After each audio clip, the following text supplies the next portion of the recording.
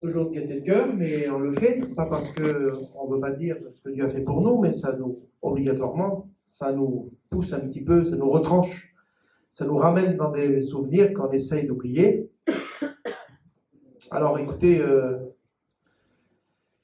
moi ça fait 25 ans que je suis chrétien, et puis j'ai pas du tout été élevé dans les choses de Dieu. Moi les chrétiens je ne les connaissais pas, je connaissais pas de pasteur, j'avais jamais mis les pieds dans une mission, une convention, une retraite spirituelle. Le premier baptême que j'ai vu c'est le mien, donc j'avais zéro contact avec les chrétiens. On pensait qu'il y avait un Dieu et voilà, c'était tout quoi, comme tous les gens de notre peuple.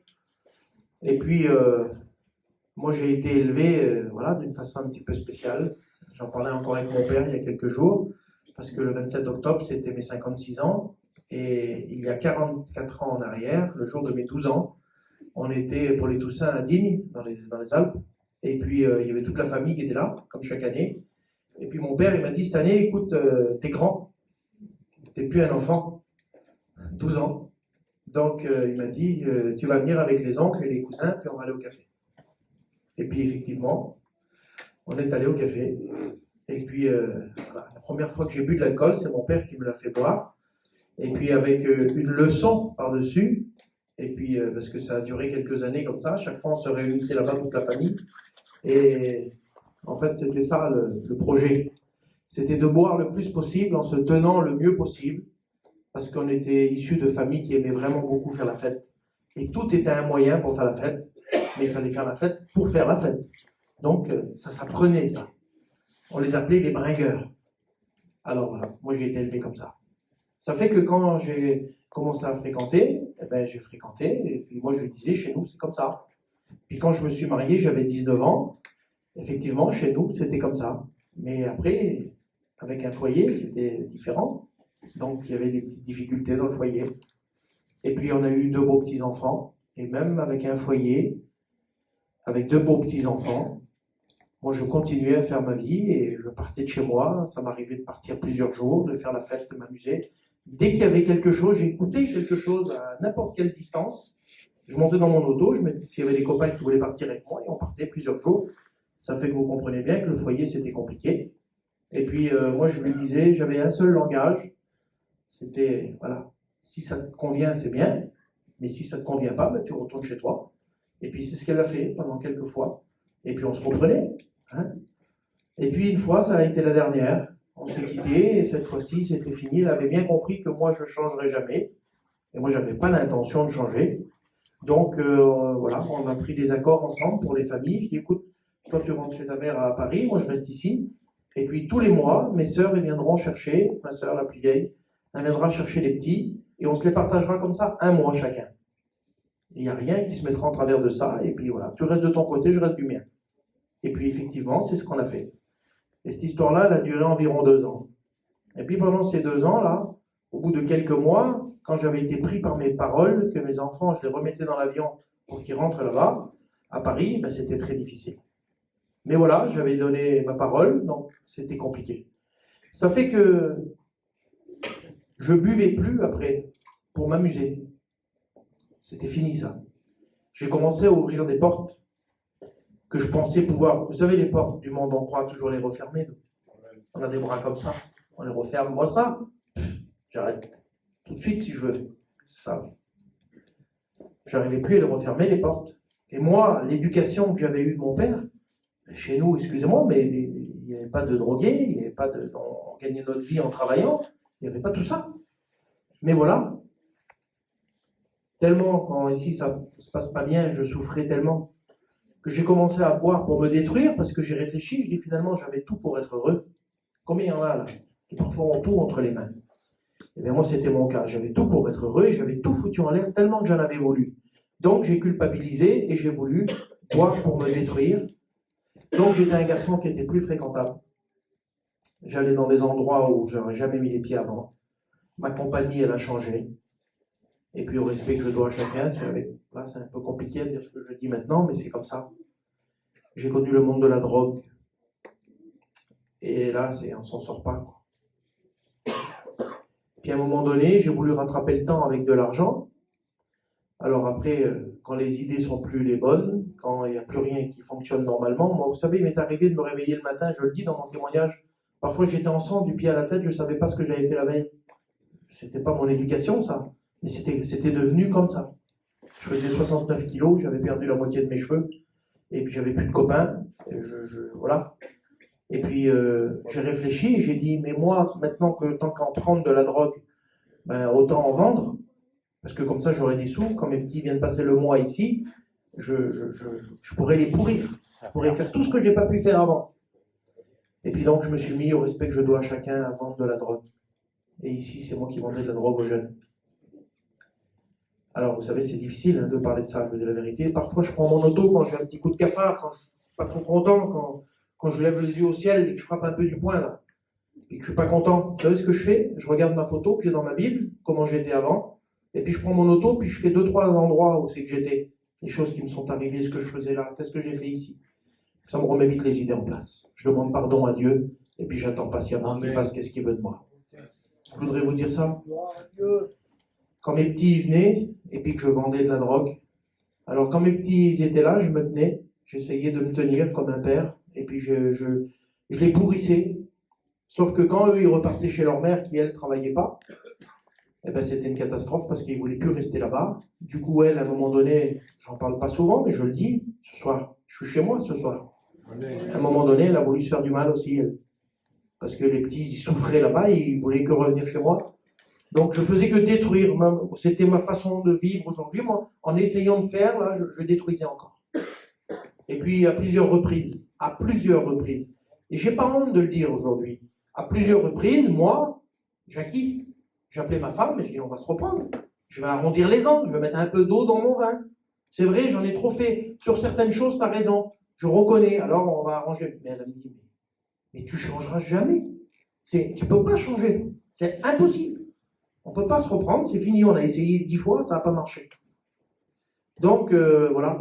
Alors après, pour travailler, ben, j'ai connu d'autres garçons, et puis je volais régulièrement. Tous les jours, je volais tout ce qui était possible de faire, je faisais. J'avais l'idée d'aller en prison. J'ai dit, je vais me faire arrêter, d'une manière ou d'une autre. Je disais ça à la prison il y a quelques jours. Je comprends maintenant pourquoi je n'ai pas fait de prison.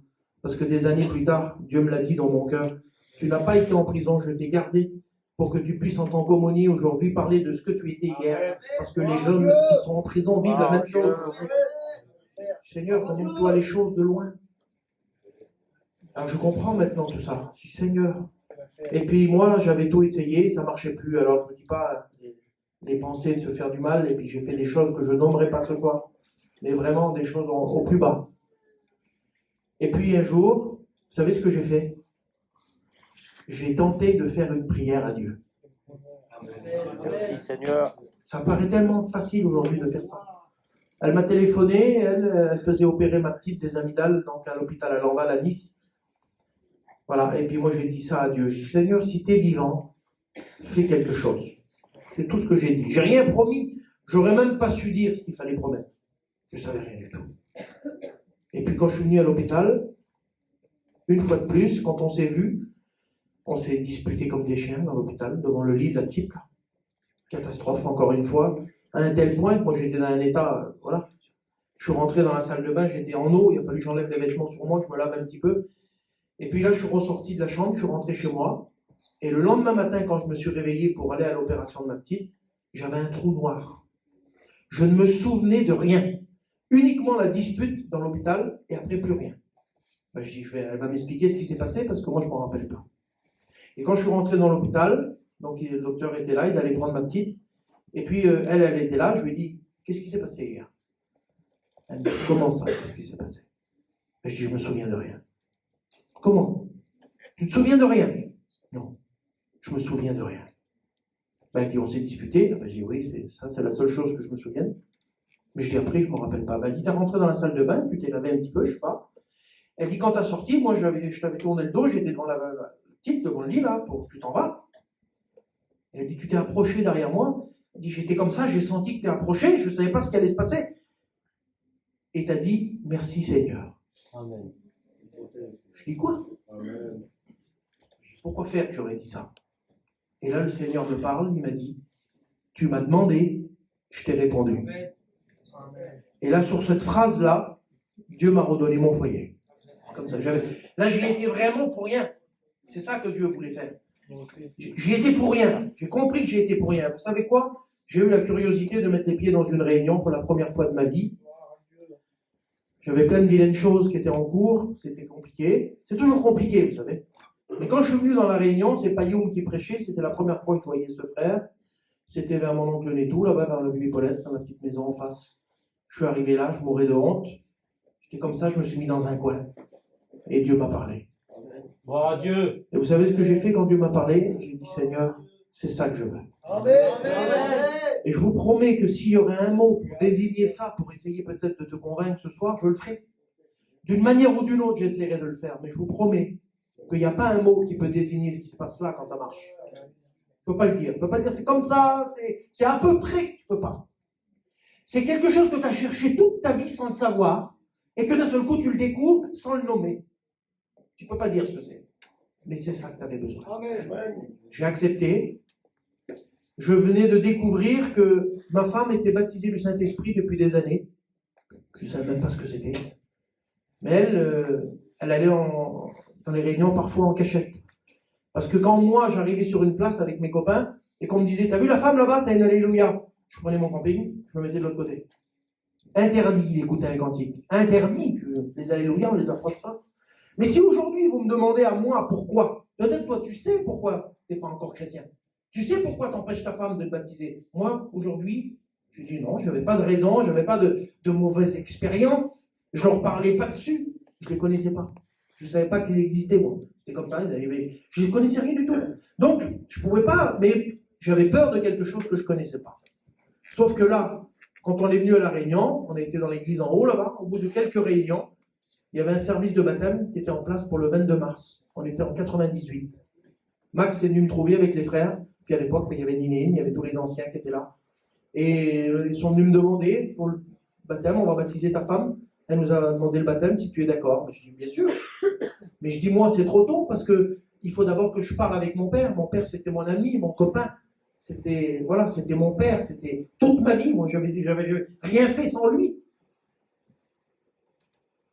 Et puis donc, je pensais pouvoir arranger encore un petit peu. Et puis le jour de ce 22 mars 98, je suis rentré dans l'église. Et méfiez-vous, faites pas ça. Hein. Surtout, faites pas ça. J'ai tenté une deuxième prière. Très dangereux. J'ai dit, Seigneur, il paraît que tu peux parler au travers d'une autre personne. Ça s'appelait la prophétie. Ah bon? Ben, je dis, écoute, je suis là ce matin. Je voudrais bien que tu me parles, Seigneur, s'il te plaît. Une personne s'est levée dans l'église. Elle m'a dit ces mots. Viens à moi aujourd'hui, car à mes yeux, tu es important. Je bénirai toi et ta famille. Amen. Gloire à Dieu. Amen. Je dis non, je n'ai pas le temps, je verrai, j'ai des trucs à faire. Essayez de comprendre. J'ai réfléchi un instant. J'ai dit, mais moi, quand j'étais dans le désarroi le plus total, il y a mes sœurs. Là. Je me rappelle, moi, de comment mes sœurs étaient avec moi. Hein. Mais en vérité, dans mon cœur, elles ne pouvaient pas y aller. Mes parents, mon père, il serait coupé en deux pour moi. Impossible d'arranger quoi que ce soit. Là, Dieu me proposait à moi. Il me disait que j'étais important à ses yeux, à lui, qui était moi, devenu plus rien. Et non seulement ça, mais au travers de moi, je pouvais faire quelque chose, moi, à mon tour, pour ma famille. Vous voyez, j'allais passer à côté d'une occasion comme ça. J'ai dit oui tout de suite, Seigneur, oui. Et ce 22 mars 98, ce même jour, je ne savais même pas qu'il fallait demander l'autorisation au pasteur. On a échangé 4 paroles avec les frères, je suis rentré vers moi, j'ai pris un survêtement que j'avais, j'ai parlé avec ma mère, elle ne comprenait rien du tout. Mon père était parti exceptionnellement jouer aux boules, donc je n'ai pas pu le voir ce jour-là. Je suis rentré dans l'église, les 2 bras au ciel. Je suis rentré dans le baptistère. Les frères m'ont posé la question, qu'est-ce que tu as à dire? J'ai dit, je peux dire une seule chose, hier j'avais plus rien, aujourd'hui j'ai tout. Et là, 2 de mes grands-mères qui étaient venues à l'église pour le service de baptême, mais pas pour le mien, puisque moi-même je ne le savais pas. Elles se sont levées l'une de chaque côté de l'église, 30 ans qu'elles ne se parlaient pas. Et quand elles sont venues, moi je pensais qu'elles étaient venues pour moi, et je pense que c'était la première idée en tout cas. Mais devant le baptistère, elles se sont arrêtées, elles ne sont pas venues vers moi, elles se sont prises dans les bras une de l'autre, et Dieu m'a dit, la prophétie démarre aujourd'hui. Réconciliation, tout de suite, devant le baptistère. Dans les jours qu'on suivit, Max et les frères ont baptisé une de mes deux grand-mères. Et la deuxième, parce que Dieu ne s'est pas arrêté là, il m'a appelé à le servir. C'est moi qui ai eu le privilège de la baptiser à l'âge de 90 ans. Aujourd'hui, au moment où je vous parle, mon père m'a enlevé la parole ce jour-là. Ça a été très dur. Ça a été vraiment très dur. Aujourd'hui, mes parents sont chrétiens, j'ai eu la grâce de les baptiser. Mes sœurs sont là, je les ai baptisées. Vous comprenez qu'aujourd'hui, mes cousins, mes tantes, mes nièces, mes neveux, 3/4 de ma famille, plus que ça, sont baptisés. Pourquoi? Parce que Dieu m'a dit, viens aujourd'hui. Je n'ai pas dit tout à l'heure, dans 1 heure ou demain. Je suis venu tout de suite. J'avais trop à gagner. Aujourd'hui, excusez-moi pour l'humour, je ne vends plus de la drogue aux jeunes. Je prêche la vie. Je suis un de vos responsables nationaux, je prêche la jeunesse, à la jeunesse. Dieu change le mal en bien. Et j'ai une dernière bonne nouvelle. C'est ce qu'il a fait pour moi il y a 25 ans. Je ne connais pas ta vie, je ne sais pas où tu en es. Il peut le faire pour toi ce soir. Je t'en supplie, passe pas à côté. Accepte-le. Que Dieu vous bénisse.